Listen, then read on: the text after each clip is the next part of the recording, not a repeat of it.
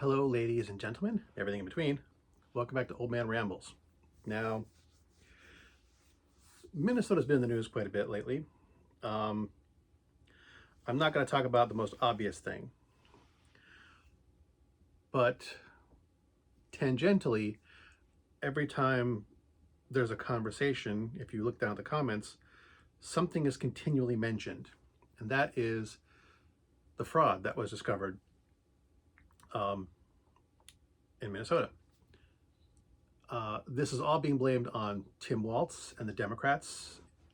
It's being blamed on their incompetence, their corruption, and their inability to do anything properly. And what I want to do is address the people who are making those comments, blaming Tim Walz and the Democrats of Minnesota for the fraud that happened. Because what I would like to say is, I'd like you to stop pretending that that matters, that means anything to you. And I know you don't care about fraud because of a couple of things. Firstly, when Trump announced he was running for president in 2015, he had already been found guilty of 3 counts of fraud. And he was on trial for 2 other ones, both of which he was found guilty of. This was before he was president. These were not liberal witch hunts. This was not Trump derangement syndrome. Republican newspapers were reporting on this, saying that Donald Trump is a fraud. This is back in 2015 and 2016. Most Republican journalist organizations were pointing out Trump's fraud until he secured the nomination, and half of them immediately started kissing his ass, but that's another kettle of fish. So yeah, Trump is a fraud. If you paid any attention whatsoever, you would have known that. And if you cared about fraud, you would not have voted for him. But let's dig a bit further. In Trump's first year in office, the Trump administration paid out $140 billion fraudulently.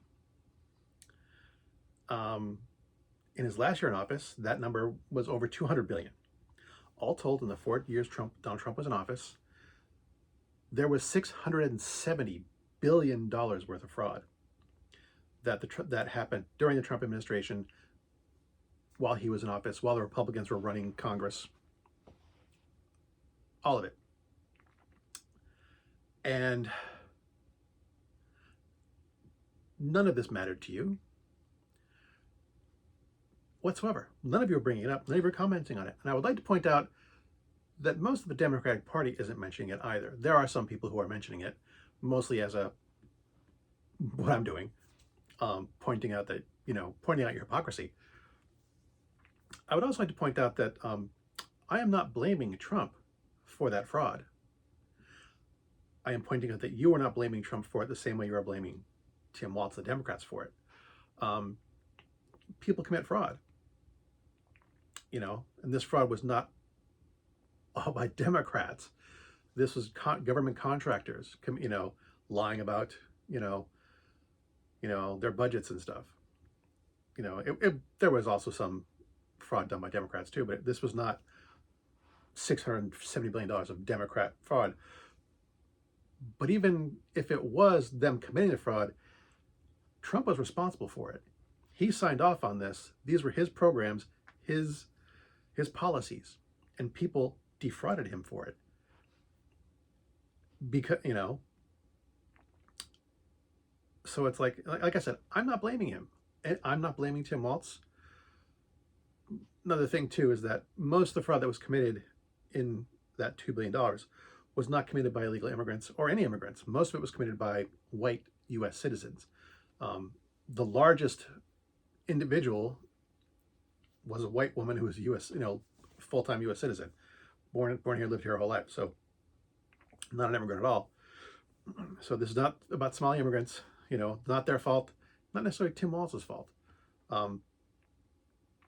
any more than it was the fault of Donald Trump that those $670 billion in fraud happened. not necessarily. I mean, I would blame him for fraud that he is individually, personally responsible for. And there is some of that too, just not to the tune of $670 billion. But I mean, I guess the real point that I want to make is that all these people criticizing Minnesota for the fraud, you don't actually care about the fraud. All you care about is who you can blame for it. Good hunting.